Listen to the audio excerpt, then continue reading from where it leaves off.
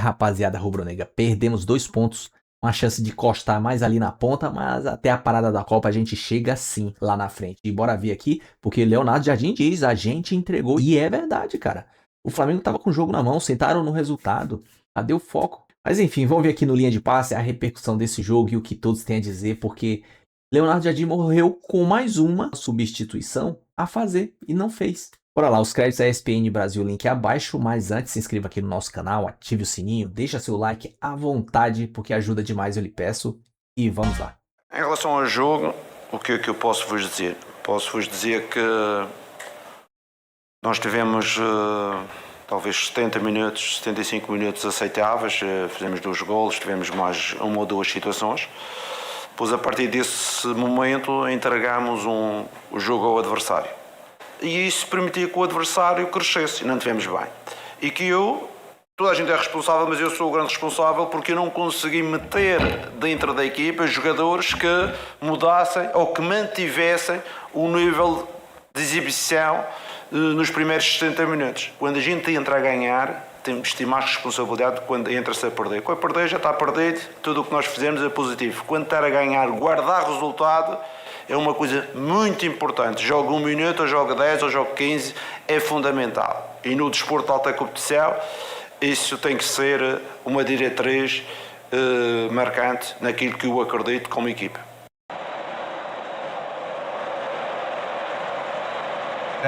Continua a situação esse difícil na tabela. Esse pensamento eu tô nessa pegada do Renato. É isso, rapaz. Brincadeiras à parte, Eugênio.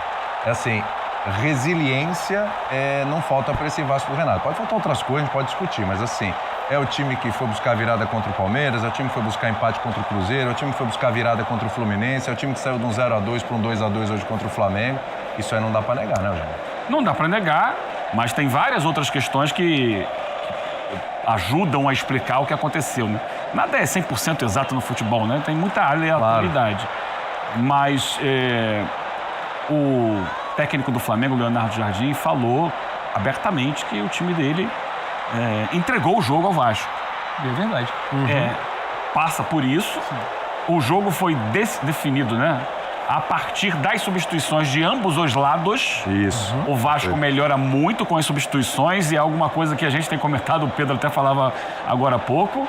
Renato muitas vezes deixa os melhores jogadores do banco e pode ser uma estratégia, isso mesmo, para pegar o time adversário mais cansado e colocar seus melhores jogadores no momento mais intenso. Escalar com os melhores no banco contra o Flamengo, porque o Flamengo ajudou. Até porque alguns desses jogadores foram titulares quinta-feira contra o Olímpia, né? O Flamengo hoje coloca o Vasco no jogo. Porque não é comum o Vasco ter bola, ter volume num histórico recente de Vasco e Flamengo. O Flamengo, e não é a primeira vez, ele faz um gol e baixa bloco. Faz o gol e dá campo. Mas isso Faz o gol e dá bola. E o Vasco, que não necessariamente é um time que trata a bola, ou que não necessariamente vai pegar a bola para partir para cima, ele se viu diante de um cenário que, opa, eu posso jogar. O Flamengo foi chamando. E aí, quando teve que trocar, aí a troca... Todas as trocas. Mas o Leonardo Jardim, ele é sincero, ele fala, fiz uma troca, ele não virou para falar que a culpa é toda minha, quase isso, mas fiz uma troca que não funcionou. O Flamengo acha que vai ter o jogo pela posse, não tem a posse fica com o Vasco, o Flamengo não consegue marcar a lateral, o Flamengo é passivo, o lance, muita gente vai bater na tecla do Alaciano, mas não foi só ele, o Flamengo não consegue abordar para pressionar, e o Flamengo não consegue proteger a sua área. Se é discurso do Renato ou não, mais uma vez o Flamengo dá espaço ali sim, no miolo de área, e o Vasco levanta essa bola ali. E aí, Eugênio, só para completar, e aí tem muito de um Vasco que não desiste. Isso aí eu acho mérito. Isso aí é 3 pontos de anímico, de não perder para o rival, de ter... O Vasco termina um jogo encurralando o Flamengo, que, repito, no histórico recente, não é exatamente a história que se conta desse confronto.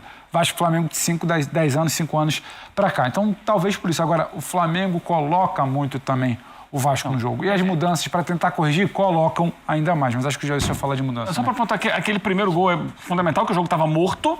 É uma jogada esporádica e, a partir dali, o Vasco cresce no jogo acreditando que dá para virar. Mas você falou das mudanças, falou do Alaciano. De La Cruz não entrega intensidade, Saul não entrega intensidade, Bruno Henrique não entregou intensidade, o Wallace perdido, e ficou uma substituição no banco. É contra do Léo Jardim também. Agora, não é a primeira vez, Eugênio, só para passar por isso. Não é a primeira vez. É que dessa vez, repito aqui até no comentário inicial, dessa vez a bola entrou. Não é a primeira vez que o Flamengo flerta com perder o controle. Para mim. Foi contra o Galo que teve a bola no travessão? Quando ele tava... Então, assim, algumas histórias depois, a qualidade, quando a bola entra, ela acaba apagando um pouco. Mas são alguns jogos que você perdeu o controle, mas o adversário não concluiu. Hoje o Flamengo não concluiu, como em outros jogos, perdeu o controle e o Vasco, naquela do abafa, a tranquilidade para cruzar e a falha da linha de defesa do Flamengo, construíram esse empate. Fala, Gelson. Não, é isso, aí temos esse... a saída do Jorginho. Não, esse é o ponto para mim, o ponto principal. O Jorginho, na hora que o Jorginho sai, ainda estava 2-0, e ali o Leonardo Jardim, na teoria, ele preciso oxigenar esse meio campo, mas com controle. Na ideia dele, o Saúl teria esse controle, e o Saúl não teve nem de perto o controle de meio campo que o Jorginho estava tendo. O Saúl, basicamente, ali, em todas as ações que ele teve com a bola, ele tentando reter um pouco mais a posse, mas faltou velocidade na tentativa de encaixar, às vezes, algum contra-ataque, enfim, até na tentativa de ferir. Ali o Vasco se viu no seguinte, os caras não estão mais conseguindo ficar com a posse da bola, a gente pode avançar com todo mundo, que aí o Bruno Henrique já não estava dando mais a velocidade pelas pontas que o Samuel ali não estava dando, o De La Cruz, que entra no lugar do Luiz Araújo, que era na tentativa ali de preencher um pouco mais o meio, também não conseguiu fazer. Eu nem coloco muito na conta do Wallacian em relação a essa substituição, não. É mais nessa... Eu tô com o Pedro Ivo na hora que ele fala do flerte que esse Flamengo está tendo há bastante tempo, mas os adversários não estavam conseguindo marcar. E aí é o seguinte, eu tava falando ali na redação, né? O Leonardo Jardim hoje são 15 jogos à frente do Flamengo. Em 9 oportunidades, né? Em 9 jogos, o Leonardo Jardim, esse time fez o primeiro gol antes dos 20 minutos. Então, assim, já é o costume dessa equipe jogar dessa forma. Eles fazem a pressão muito alta, consegue fazer o gol cedo e acaba dando ali a bola para o adversário. Para quê? Para você tentar atrair esse adversário para você, em transições rápidas, matar o jogo. A questão é que quando sai o segundo gol do Flamengo, na teoria para o Leonardo Jardim, foi feito o que a gente precisava fazer, a gente conseguiu fazer, o trabalho está feito. 38 minutos do segundo tempo, tá 2-0 pra gente, né, no caso pro Flamengo, contra o arquirrival, e o Vasco, na teoria, tinha tido sim algumas oportunidades, mas não tinha conseguido marcar. Então ele vai fazer algumas dessas substituições. A principal para mim, ele já tinha feito antes, né, a do Bruno Henrique ali, mas a principal para mim é a do Jorginho, e Saúl. E aí vem a bola parada de novo, bola parada, cruzamento, e aí sobe entre o Léo Ortiz e o Léo Pereira. O ponto para mim na zaga, o Léo Pereira novamente para mim tem tido um bom ano, né? Sinceramente, desde o ano passado, para mim o Léo Pereira vem muito bem. Só que o Léo Ortiz, para mim, que teve um ano espetacular na temporada passada, para mim ele tá abaixo. E assim, o Léo Ortiz, em determinado momento do jogo, ele perde no alto pro David. Ele tem muita dificuldade na bola aérea. E aí o Robert Renan? É o Robert Renan? Que faz o primeiro gol, né? Sobe entre os dois defensores e consegue marcar o seu gol. Ali que precisava ter o controle. Perfeito. Ali que precisava ter a posse da bola na tentativa de você segurar a vitória, porque você estava ganhando de 2-0. Você estava diminuindo a distância do Palmeiras e o Vasco já estava no abafa. O Vasco já estava naquela ali, a gente fez o primeiro gol, vamos acreditar até o final que a gente vai conseguir empatar esse jogo. E aí, mais um cruzamento para a área, o Vasco consegue chegar ao seu gol. Então, para mim, o controle que o Leonardo Jardim falou, e aí para mim pesa muito a saída do Jorginho, é justamente na hora do 2-1. Ô, Pedro, pode falar, que eu vou passar a bola. A gente falava dos desfalques do Corinthians antes. Arrascaeta, Paquetá e Carrascal. Faltou o meia. Isso é a mesma função. Não são 3 desfalques quaisquer. São jogadores importantíssimos justamente nesse controle. Reter a bola. Que o Jailson falava. Sim. E o Flamengo, sem os 3, sofreu quando precisou mudar.